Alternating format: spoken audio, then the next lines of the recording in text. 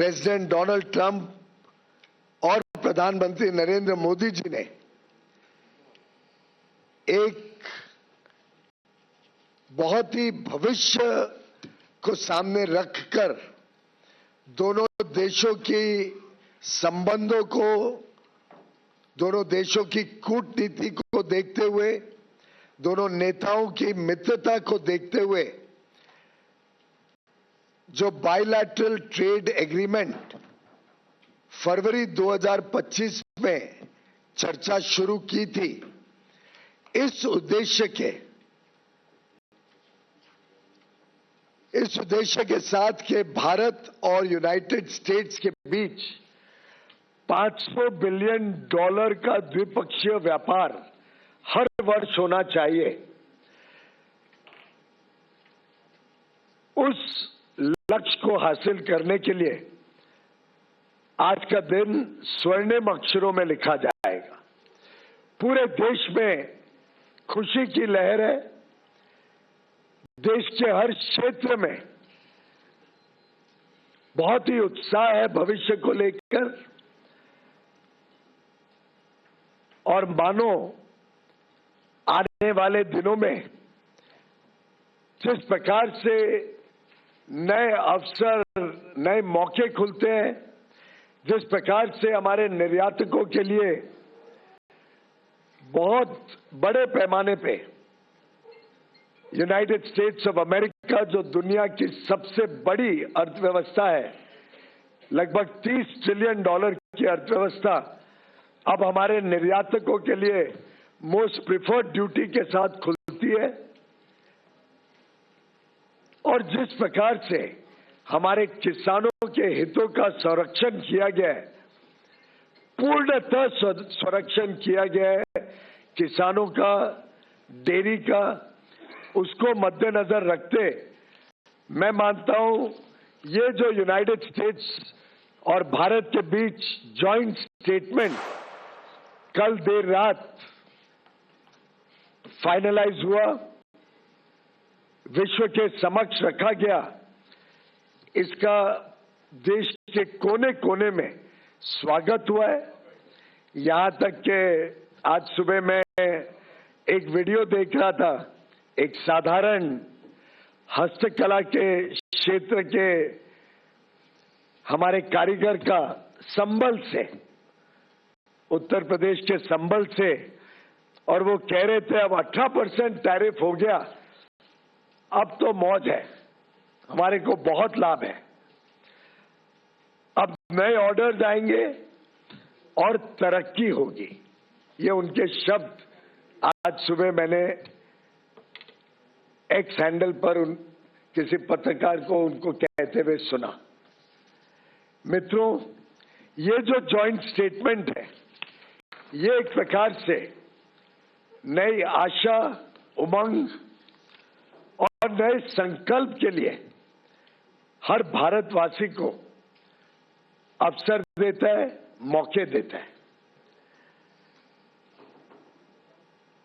United states of America ने भारत के साथ अपने संबंधों को और मजबूत बनाने के दृष्टिकोण से जो बायलैटरल ट्रेड एग्रीमेंट का पहला अंश अब तय किया है, उसके तहत 50% की जो रेसिप्रोकल टैरिफ भारत के निर्यात के ऊपर अमेरिका में लगती थी, वो अब 50% से घटकर मात्र 18% लगेगी।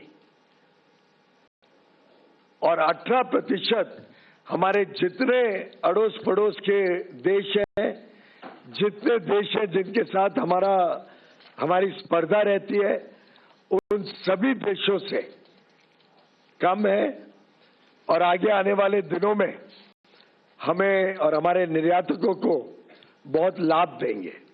अगर हम देखें तो चाइना के ऊपर अमेरिका ने लगभग 35% ड्यूटी रखी है, वियतनाम पर 20%, बांग्लादेश पर 20%, इंडोनेशिया पर 19%।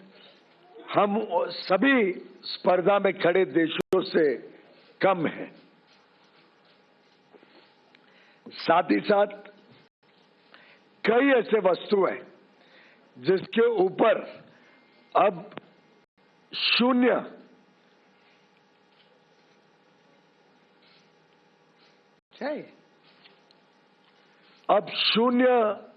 ड्यूटी लगेगी जब हमारे निर्यातक अमेरिका में, यूनाइटेड स्टेट्स ऑफ अमेरिका में सामान भेजेंगे।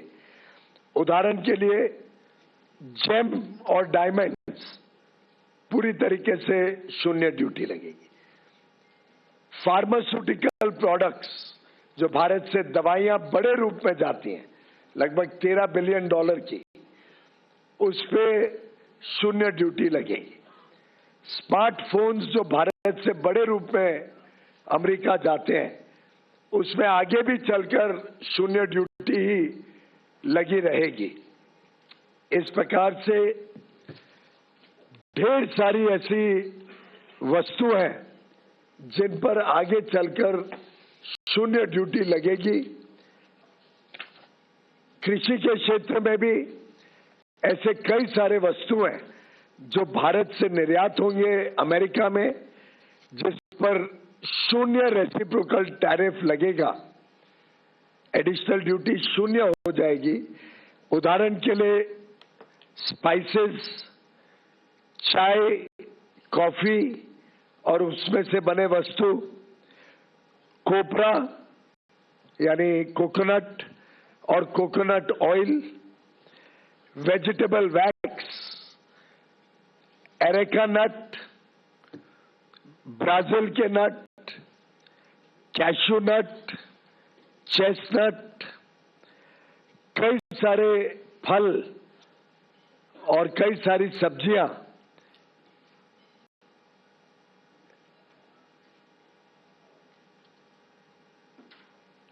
जैसे कि एवोकाडोस, बनाना, केला, गुआवा, मैंगो, आम, kiwi, papaya, pineapple, shiitake, mushroom Kashmir का, बाकी अन्य विभाग से। इसी प्रकार से वेजिटेबल प्लेटिंग का जो मटेरियल होता है, वेजिटेबल सैप, कुछ वेजिटेबल के रूट्स जैसे टैरो, बैम्ब्रा बीन्स, कुछ सीरियल्स जैसे बार्ले, कैनरी सीड्स, कुछ बेकरी के प्रोडक्ट्स, कोका और कोका से बने हुए वस्तु, sesame seeds, poppy seeds, processed food, banana pulp के शेप में, सिट्रस के जूस, गुआवा और मैंगो का पेस्ट, पाइनएप्पल का जैम।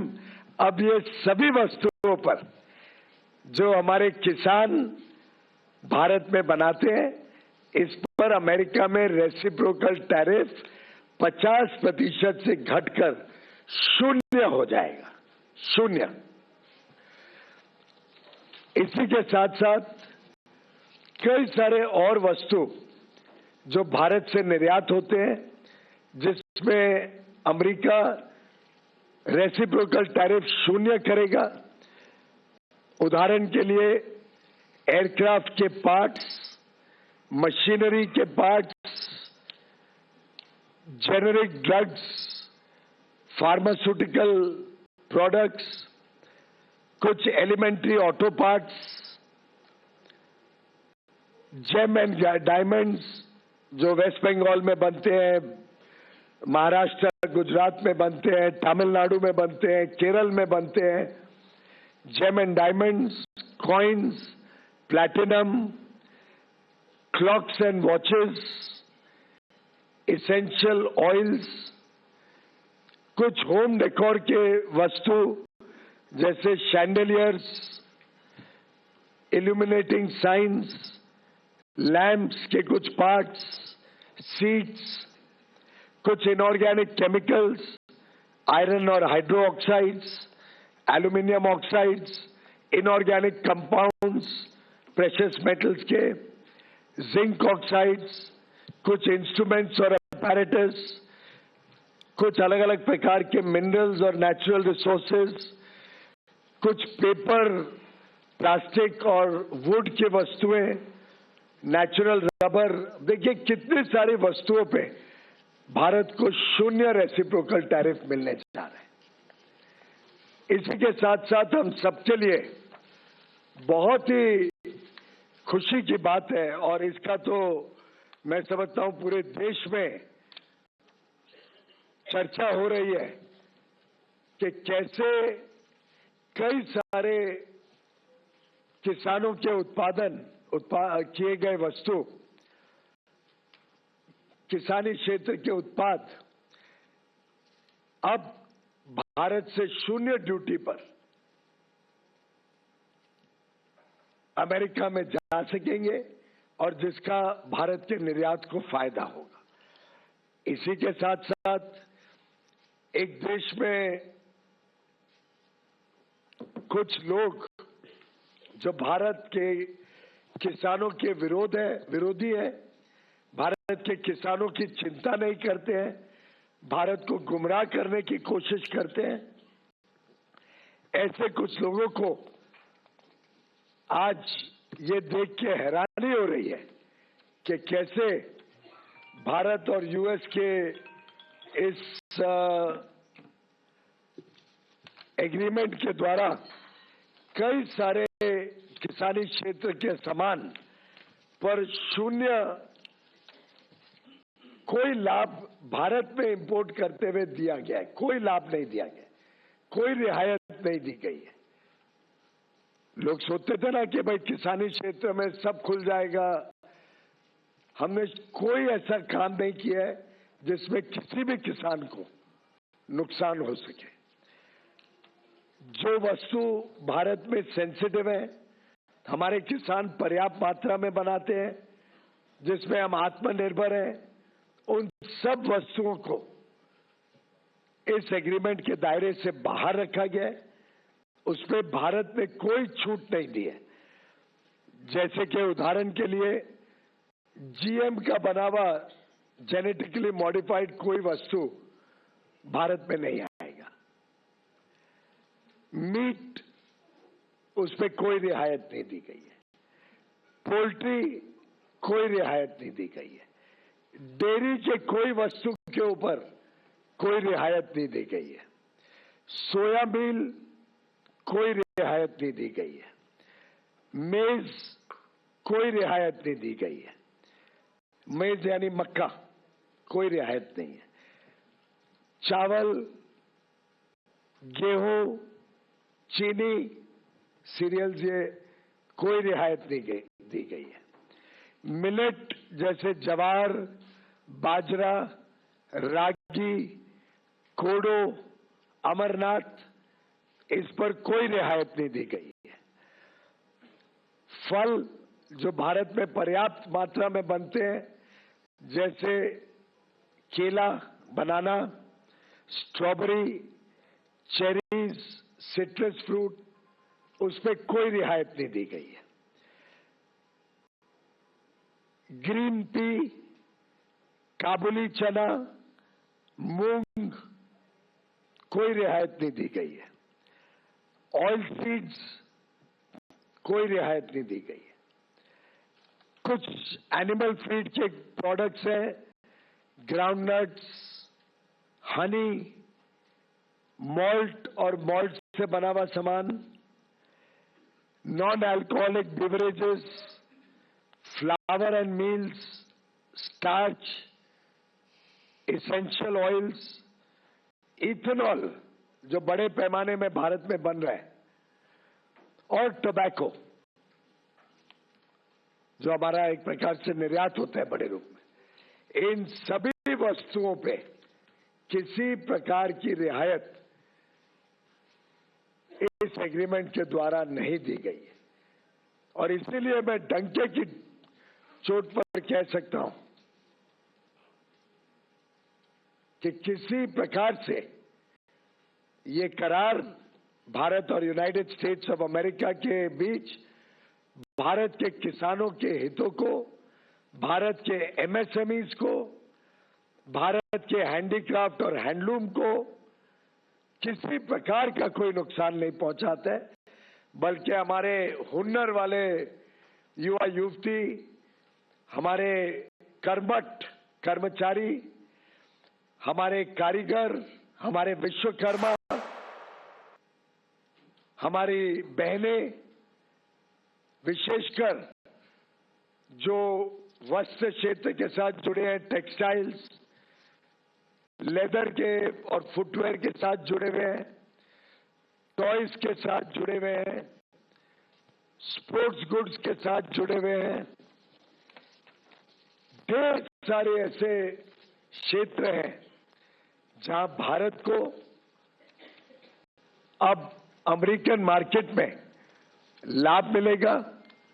भारत को कम ड्यूटी पर, बाकियों से कम ड्यूटी पर, मात्र 18% पर रेसिप्रोकल ड्यूटी, उनको वहां पे मार्केट एक्सेस मिलेगा।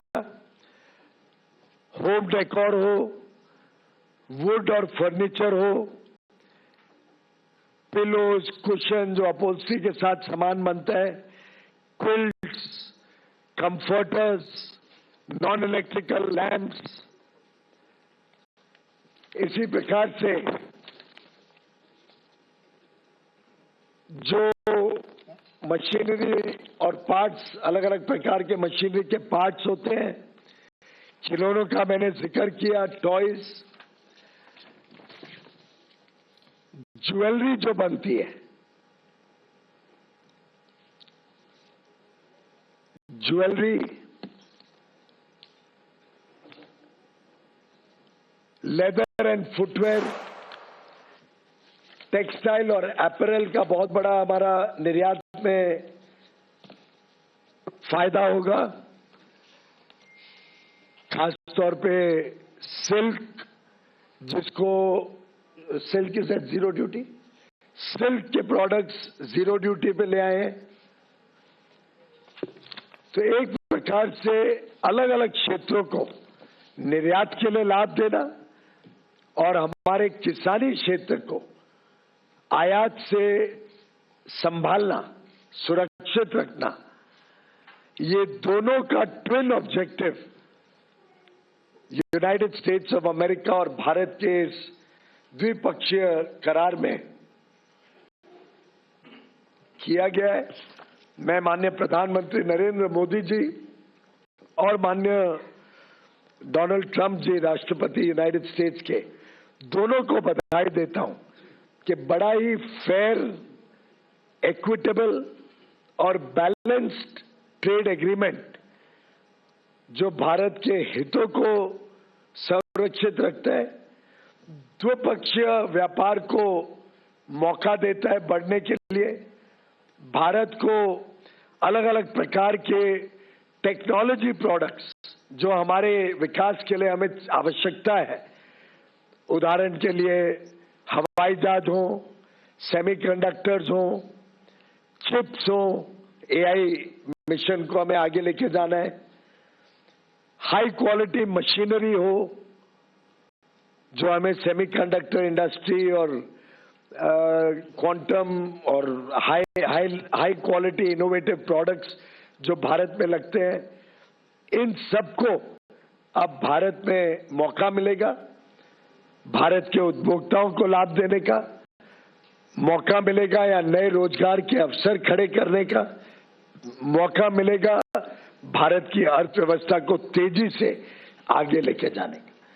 मैं समझता हूं ये समझौता हम समर्पित करते हैं भारत के निर्यातकों को, ये समझौता हम समर्पित करते हैं भारत के किसानों को, ये समझौता समर्पित है भारत के सूक्ष्म, लघु और मध्यम उद्योग एमएसएमईज को, ये समझौता समर्पित है भारत के कामगारों को, युवाओं को, बहनों को, मछुआरों को और लाखों करोड़ों लोगों को इस बहुत ही बेहतरीन करार से बड़े पैमाने पे रोजगार के अवसर, उद्योग के अवसर, उद्यमी बनने के अवसर, स्टार्टअप शुरू करने के अवसर, व्यापार करने के अवसर अलग अलग क्षेत्रों में मिलेंगे। मेरा पूरा विश्वास है कि 140 करोड़ देशवासी पुनः एक बार दिवाली मनाएंगे, खुशहाली मनाएंगे। और इस साल तो 12 महीने में हमने इनकम टैक्स का देखा 12 लाख रुपए तक की छूट। हमने इसी साल में जीएसटी में ऐतिहासिक लगभग हर एक रोजमर्रा की वस्तुओं पे बड़ी छूट देखी। हमने इसी साल में ढेर सारे विकसित देशों के साथ फ्री ट्रेड एग्रीमेंट करके हमारे निर्यातकों के लिए बड़ा बाजार खोला है। चाहे वो 1 अक्टूबर से लागू हो गया एफ्टा का 4 यूरोपियन देशों का करार हो, ये 27 देशों का ईयू का करार जो 27 जनवरी को ही तय हुआ है, चाहे यूके का एग्रीमेंट जो जुलाई पिछले वर्ष माननीय प्रधानमंत्री जी ने मंजूरी दी, हस्ताक्षर हुआ जिस पर, चाहे न्यूजीलैंड का फ्री ट्रेड एग्रीमेंट 2 महीने पहले हुआ हो, चाहे ओमान का फ्री ट्रेड एग्रीमेंट 1.5 महीने पहले हुआ हो। आप देखिए कितने सारे ढेर सारे अवसर और उन सब के ऊपर ये बड़ा सौगात भारत और यूनाइटेड स्टेट्स ऑफ अमेरिका के बीच ये एग्रीमेंट वास्तव में भारत को नई ऊंचाइयों पर लेके जाएगा और नए युग विकसित भारत की तरफ हमारे अमृत काल के तेज गति से प्रगति को और 4 चांद लगाएगा। बहुत बहुत धन्यवाद।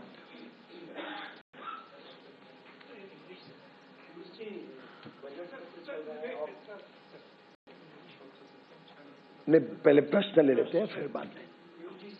सत्र चल रहा है, ऑपोजिशन ये कह रहा है कि सरकार कह रही है कि ये डील बहुत अच्छा है, तो सदन में इस पर चर्चा हो जाए तो पूरा देश जान पाएगा कि आखिरकार हितों के साथ समझौता हुआ है या नहीं हुआ है। मैं समझता हूं कि सभी जानकारियां सबके समक्ष रखी गई हैं और संसद में क्या करना है नहीं करना है वो तो माननीय स्पीकर और माननीय चेयरमैन ही तय कर सकते हैं। लेकिन मैंने संसद में भी बड़े विस्तृत रूप से जानकारी दी थी, स्टेटमेंट दिया था। संसद में एक एक वस्तु तो नहीं सुनाई जा सकती है, स्वाभाविक है, वो तो काम देश को हमें डायरेक्टली करना पड़ेगा।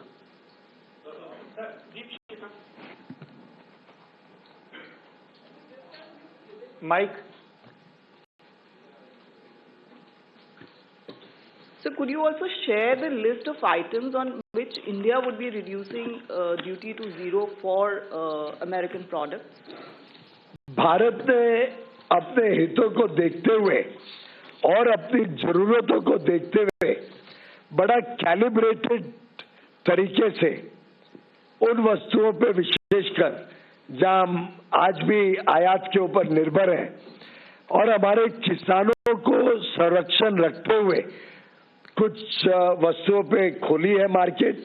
उदाहरण के लिए अगर हम देखें तो DDGS,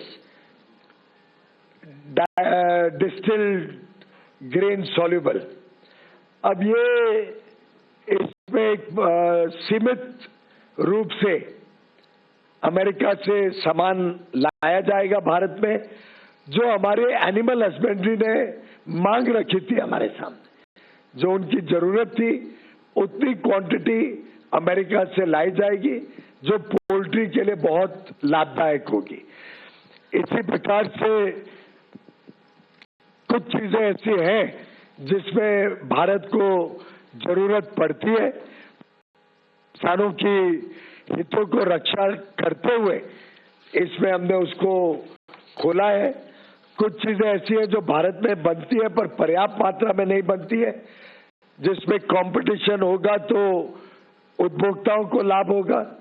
कुछ वाइन्स और स्पिरिट्स खोली है जो अमेरिका में बनती है और कुछ लोग भारत में लेना चाहते हैं, तो अल्कोहलिक बेवरेजेस में कुछ खुलासा किया गया है जिसमें एक मिनिमम इंपोर्ट प्राइस भी रखी है जिससे भारत के स्वदेशी उत्पाद और उसके बीच कंपटीशन ना हो, दोनों एक दूसरे के पूरक बने। तो कुछ चीजें हम 20 साल से, जब यूपीए की सरकार चल रही थी तब से इंपोर्ट चलते आ रहे हैं, जैसे पिस्ता है, वॉलनट है, आलमंड है, कुछ लेंटिल है, कुछ चीजें वर्षों वर्षों से निर्यात होते जा रही हैं। उन चीजों के ऊपर हमने फेस्ड एलिमिनेशन कुछ चीजों पर, और जो हमारी जरूरत है कुछ चीजों पर शुरू से ही उनको छूट दी है। वैसे ही मैंने जैसे पहले बताया, इंडस्ट्रियल प्रोडक्शन में बहुत सारे ऐसे वस्तु हैं जो भारत की जरूरत है। कई सारी दवाइयां हैं जो बहुत इनोवेटिव है, कैंसर के ट्रीटमेंट के लिए, हार्ट के ट्रीटमेंट के लिए, न्यूरो ट्रीटमेंट के लिए, पीडियाट्रिक ट्रीटमेंट के लिए, जो महंगी हो जाती है ड्यूटी लगने से। ऐसे कई सारे वस्तु जो देश हित में है, जनहित में है, उनको खोला गया है। ऐसे ही हमारे उपभोक्ताओं के लिए कॉस्मेटिक्स कुछ खोले गए हैं जो कंपटीशन लाएंगे, चीजों को सस्ता करेंगे भारत में। ऑर्गेनिक और इनऑर्गेनिक केमिकल्स भारत में काफी इंपोर्ट होते हैं, उसमें ड्यूटी कम की गई है। कंप्यूटर से रिलेटेड कई प्रोडक्ट्स आज भी विदेश से आते हैं। हम चाहते हैं कि वो ऐसे देशों से आए जहां पे फ्री ट्रेड है और जहां पे दोनों द्विपक्षीय ट्रेड है, तो उसमें हमने रियायत दी है। कुछ मेडिकल डायग्नोस्टिक रीजेंट्स होते हैं, मेडिकल डिवाइसेस हैं कुछ जो भारत की आवश्यकता है, कुछ फाइबर स्कोप्स हैं, लैप्रोस्कोप्स हैं, एक्सरे के कोई वाल्व लगते हैं। ऐसे करके बहुत चोजन प्रोडक्ट्स, और हमने देखा कि इन प्रोडक्ट्स पे आज भी भारत $26 बिलियन का इंपोर्ट करती है, जिनको खोला गया है। कुछ प्रोडक्ट्स को कुछ समय सीमा में खोला गया है जिसमें ट्रांजिशन पीरियड मिले और भारत के मैन्युफैक्चरर्स को पर्याप्त समय मिले एस्टैब्लिश होने का। इसमें भी कुछ मेडिकल डिवाइसेस हैं जैसे पेसमेकर्स, कुछ पेट्रोलियम और गैस की मशीनरीज हैं, कुछ डायग्नोस्टिक इंस्ट्रूमेंट्स हैं, इमेजिंग अपैरेटस है, हार्ट लंग मशीन्स हैं, हियरिंग एड सिस्टम्स हैं, आर्टिफिशियल जॉइंट्स है। जो चीजें भारत में हम डेवलप भी कर रहे हैं, पर साथ साथ में विदेश से आएगा, स्पर्धा होगी तो हमारे उपभोक्ताओं को अच्छी गुणवत्ता का भी माल मिलेगा और सामान भी सस्ता रहेगा, एफिशिएंसी आएगी इंडस्ट्री में। और कुछ थोड़े बहुत प्रोडक्ट्स हैं जहां पे हमने टैरिफ का एक कोटा दिया है जिसमें टैरिफ रिडक्शन की है। तो इस प्रकार से भारत के ऑफर्स हैं। स्वाभाविक है, कोई भी द्विपक्षीय जब करार होता है तो दो तरफा होता है और दोनों तरफ को लाभ होता है, तभी वो आगे फलता फूलता है। Piyush sir, has India agreed not to import Russian oil as mentioned in Trump executive order? ये इसकी जानकारी आपको दे पाएंगे। सर, कपास और सेब जो आपने जो लिस्ट आई है एक प्रोडक्ट्स की, उसमें कपास और सेब का क्या स्टेटस है? क्या उसके लिए हमने बाजार खोला है? इन दोनों के ऊपर आज के दिन भी इंपोर्ट भारी मात्रा में होता है। उदाहरण के लिए सेब आज भी 6 लाख टन इंपोर्ट होता है। अमेरिका से भी सेब बड़े पैमाने पे इंपोर्ट होता है।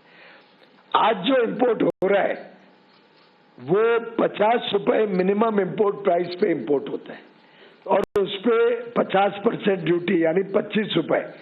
तो एक प्रकार से सेब के किसानों को संरक्षण देने के लिए 50 मिनिमम इंपोर्ट प्राइस, उस पे 25 ड्यूटी, 75 रुपए आज एक फ्लोर है जिससे नीचे इंपोर्टेड माल नहीं आ सकता है। और 6 लाख टन आज भी आ रहा है क्योंकि हमारी खपत ज्यादा है और हमारी प्रोडक्शन उस पैमाने पे कम है और खपत बढ़ते जा रही है जैसे जैसे लोगों की और ज्यादा जरूरतें या डिमांड बढ़ते जा रही है, खपत भी बढ़ रही है। उसके बावजूद जितना आज अमेरिका से इंपोर्ट होता है उससे कम कोटा आज अमेरिका को कंसेशनल ड्यूटी पे दिया गया है। उस पर भी मिनिमम इंपोर्ट प्राइस 80 रुपए रखी गई है और 25% ड्यूटी, यानी 80 रुपए का मिनिमम इंपोर्ट प्राइस, 25% ड्यूटी यानी 20 रुपए, तो भी आज के 75 रुपए के फ्लोर प्राइस से वो 100 रुपए है जिस पे कोटा दिया गया। तो हमारे सेब के किसान पूर्णतः संतुष्ट है और वो जरा भी चिंता ना करें, उनका सामान, उनका बनाया हुआ उत्पाद और उसकी कीमत उनको सही दाम उनको सुनिश्चित किया गया। कापूस में भी आज बड़े पैमाने पे कापूस इंपोर्ट होता है क्योंकि हमारे पास एक्स्ट्रा लॉन्ग स्टेपल कॉटन जो अमेरिका में उगता है भारत में पर्याप्त मात्रा में उगता नहीं है, वैसे तो बहुत ही कम उगता है। मैंने वस्त्र मंत्रालय संभाला है, मैं जानता हूं कि हमें निर्यात के लिए बड़े पैमाने पे कापूस की जरूरत पड़ती है भारत में। एक्स्ट्रा लॉन्ग स्टेपल कॉटन बड़े पैमाने पे आता है और आज से नहीं, कांग्रेस के जमाने से आता है। उसमें हमने आज जो आयात होता है, आज के आयात के लगभग कोटा ओपन किया है। Times will come to everyone. Come. Yeah, thank you, John Reed from the FT. Does the Honourable Minister have any comment on the White House's statement that it's going to be monitoring India's purchases of Russian oil and it could reimpose the 25%? I'm sorry if I missed something. I just mentioned that will be responded by the Foreign Ministry. Mike है ना आपके पास? Sir, Aamir News Nation से। पहला तो ये कि export import में डिफरेंसेस क्या है, कितना हम एक्सपोर्ट कर पा रहे हैं और कितना हम इंपोर्ट करेंगे, इसका कोई फिगर आउट अगर आप दे सके। दूसरा, ये प्रोडक्ट को की क्वालिटी को लेकर के सवाल खड़े होते हैं। कई बार आपने देखा विदेश में जो कुछ प्रोडक्ट भारत से गए उनकी क्वालिटी को लेकर से सवाल खड़े हुए, मसालों की खास बात मैं बात कर रहा हूँ, तो उसको लेकर के क्या कंसर्न रहेगा भारत की तरफ से कि एक्सपोर्ट हो? सबसे पहले तो हमारा लक्ष्य है कि द्विपक्षीय व्यापार अमेरिका और भारत के बीच $500 बिलियन यानी 45 लाख करोड़ रुपए का द्विपक्षीय व्यापार हम अमेरिका के साथ आगे चल के देखते हैं। इसमें सर्विसेज भी हैं, गुड्स भी है और मैं समझता हूं बड़े पैमाने पे अब हमारे निर्यातकों के लिए अवसर खुले हैं। अब हमारे निर्यातक इसका बड़े से बड़े तौर पे लाभ लें, ऐसा मैं उन सबको अपील करता हूं। रही बात क्वालिटी की, मेरा मानना है आज भारत की क्वालिटी दुनिया में उत्तम क्वालिटी का माल होता है। आपने देखा है माननीय प्रधानमंत्री ने क्वालिटी पे कितना जोर दिया है। 2014 से ही जब उन्होंने प्रधानमंत्री का देश को सेवा करने का पद संभाला, पहले से ही उन्होंने क्वालिटी के ऊपर जोर दिया। उन्होंने कहा था भारत 0 डिफेक्ट 0 इफेक्ट Z के मूल्य पे चलेगा। हाल में ही उनके मन की बात जो 2 हफ्ते पहले हुई थी रविवार को, उसमें भी माननीय प्रधानमंत्री जी ने क्वालिटी पर बल दिया।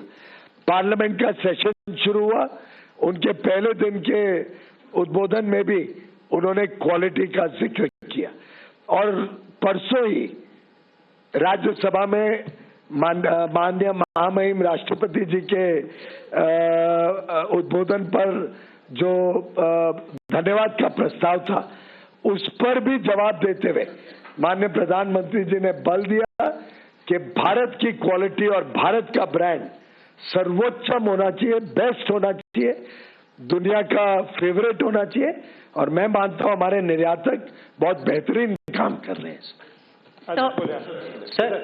सर कृषि और डेयरी क्षेत्र में क्या 100% प्रोटेक्शन है?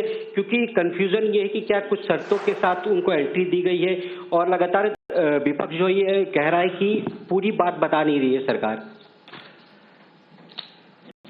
अब विपक्ष के लाचारी का, झूठ और भ्रम का तो हमने अब इतना अनुभव हो गया है कि भारत की जनता भी उनसे अब भ्रमित नहीं होती है। झूठ और फरेब के अलावा उनके पास, जनता के पास लेके जाने के लिए कुछ नहीं है। मैं पुनः एक बार दोहराता हूं कि भारत की डेयरी में कोई शर्त के साथ भी कुछ खोला नहीं गया है, किसी प्रकार का कोई कॉम्प्रोमाइज नहीं है और पूरी तरीके से भारत की डेयरी में कोई ओपन कुछ नहीं किया गया, कोई कंसेशन नहीं दिया गया। इसी के साथ साथ जो भारत के प्रमुख कृषि क्षेत्र के उत्पाद हैं, और मैंने बड़े विस्तार से कहा, मैं चाहूंगा कि उसका इंफोग्राफिक्स भी हम लगा दें तो दोनों चारों टीवी पे आपको एक इंफोग्राफिक भी एक बार देख लीजिए। हमने जो मेन इंडिया के प्रोडक्शन है, जिसमें मीट है, पोल्ट्री है, डेयरी है, जीएम फूड प्रोडक्ट्स है, सोयाबीन है, मेज है, सीरियल्स है, मिलेट्स है, ज्वार, बाजरा, रागी, कोडो, अमरांत, फल है, केला, स्ट्रॉबेरी, चेरी, सिट्रस फ्रूट यानी मेरे ख्याल से संतरा वगैरह, ग्रीन पीस, काबुली चना, मूंग, ऑयल सीड्स, कुछ एनिमल फीड के प्रोडक्ट्स, ग्राउंडनट, हनी, मॉल्ट और उसके extract, non alcoholic beverages, flower और मील्स, स्टार्च, कुछ एसेंशियल ऑयल्स, इथेनॉल और टबैको। अब इतने ये वस्तु एक बार मोटे और भी है जिसके इंफोग्राफिक्स आप सबको शेयर भी हो जाएंगे, स्क्रीन पे भी लगातार दिखाए जाएंगे।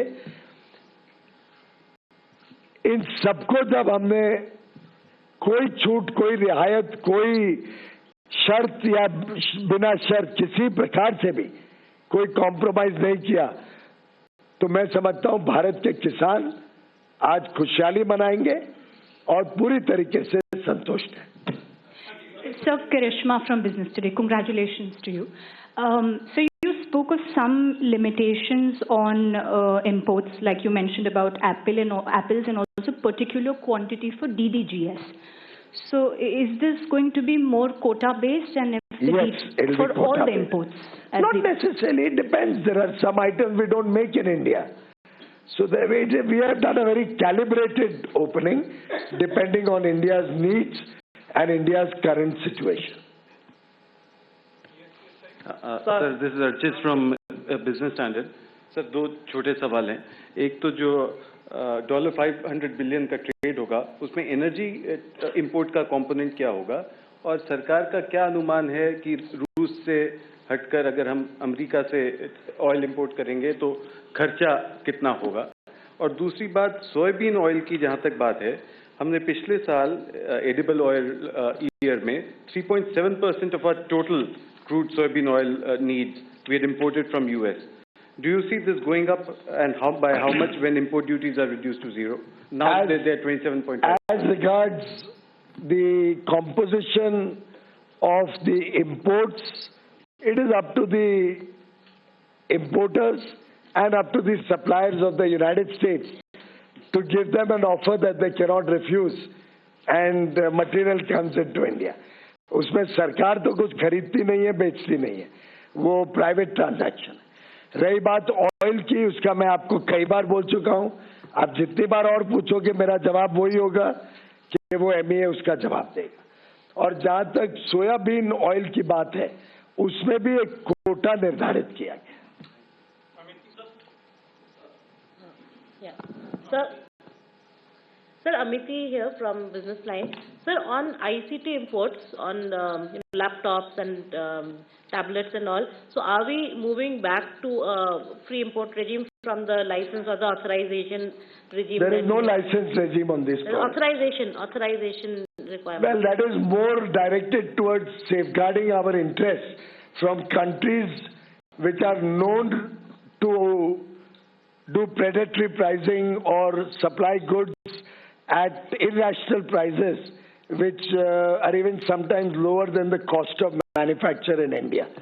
Countries which have fair play, and certainly, and it is important that we all understand this, a country like the United States of America, where the cost of labor is probably 50 times the cost of labor in India. A country like the United States of America with a per capita income of $90,000 nearly, versus India, which is at $3,000 per capita. There is certainly no competition. We actually complement each other. And for our national security, we will certainly need many ICT products. For example, NVIDIA chips. We will certainly need AI equipment.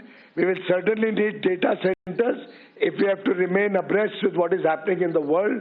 If our IT companies have to reorient themselves to start becoming more in tune with the needs of the world, we will need these important ICT products.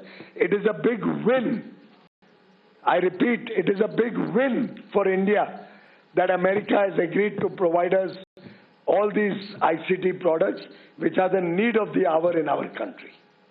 Shailesh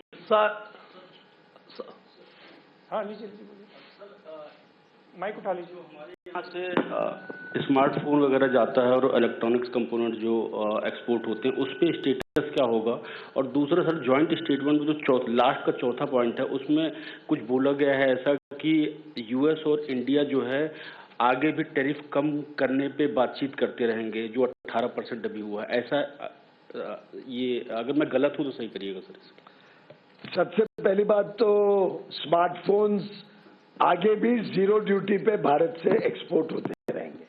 उनका निर्यात zero duty पे आगे भी चलेगा, जो एक प्रकार से बड़ा एज देता है भारत के स्मार्टफोन इंडस्ट्री और मैन्युफैक्चरर्स को. और स्वाभाविक है, हम तो बड़े लक्ष्य के साथ दुनिया के साथ काम कर रहे हैं. भारत अब कमजोर नहीं है.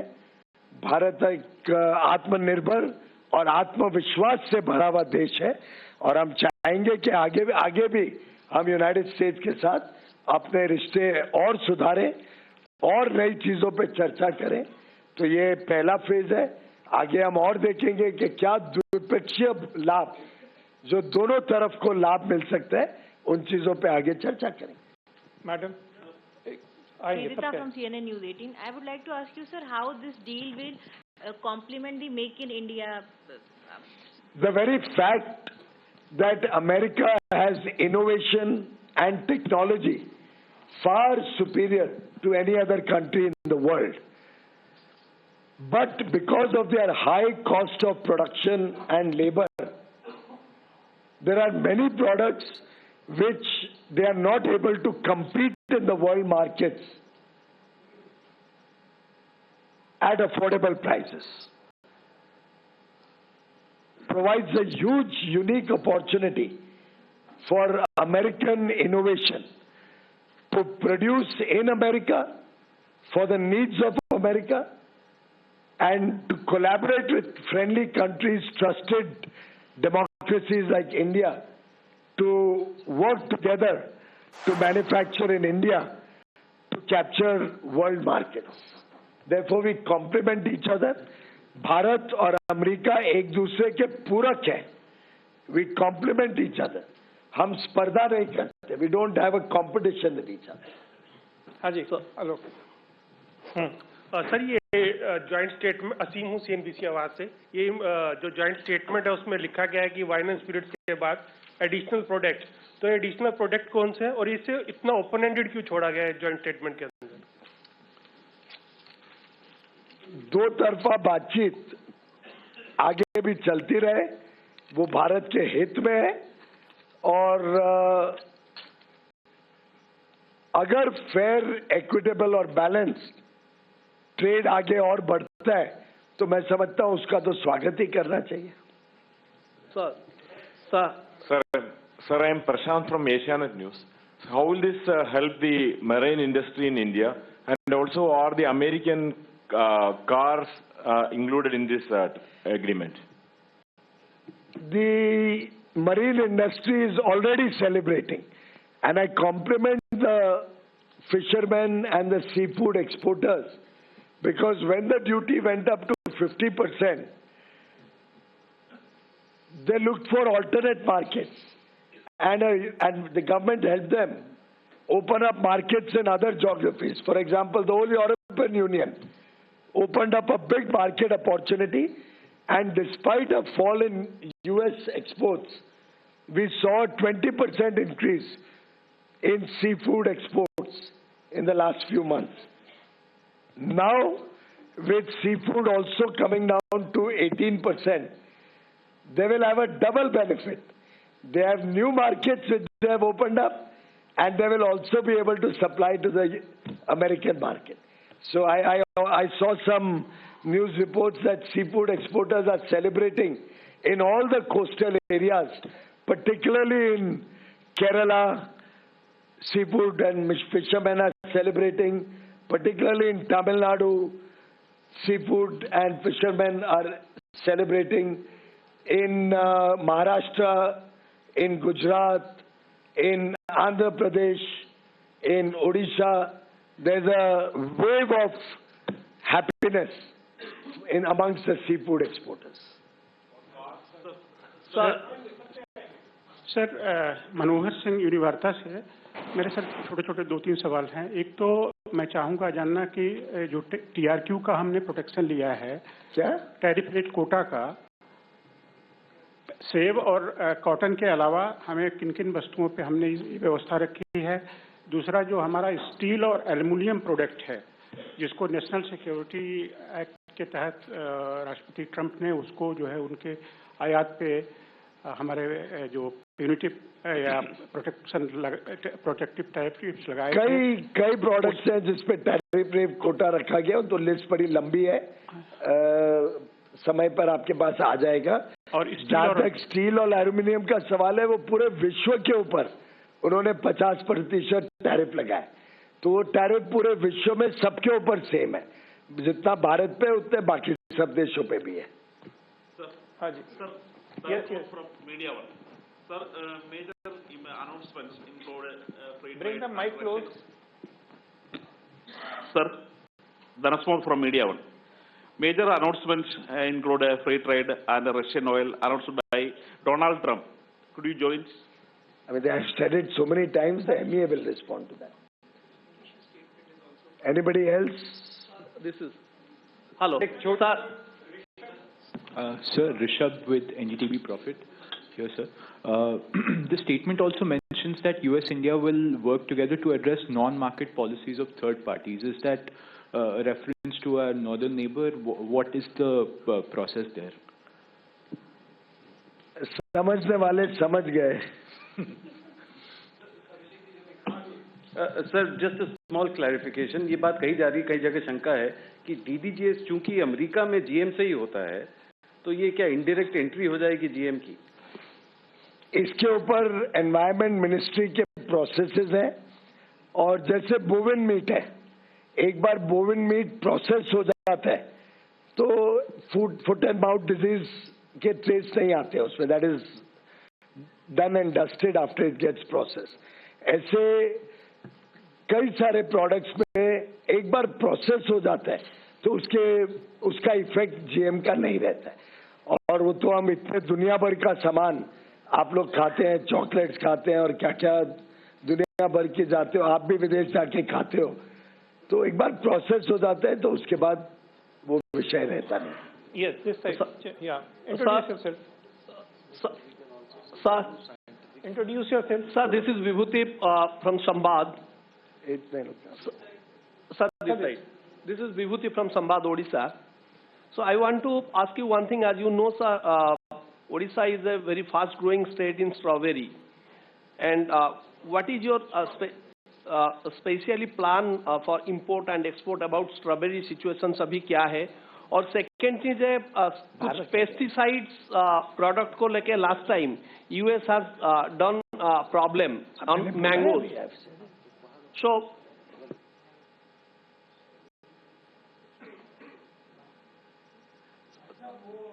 उनके plans of agriculture तो उड़ीसा गवर्नमेंट बता पाएगी. नहीं सर. मैं आयात My question is, last year when the mango we export to US, they are creating some problem regarding on that pesticides.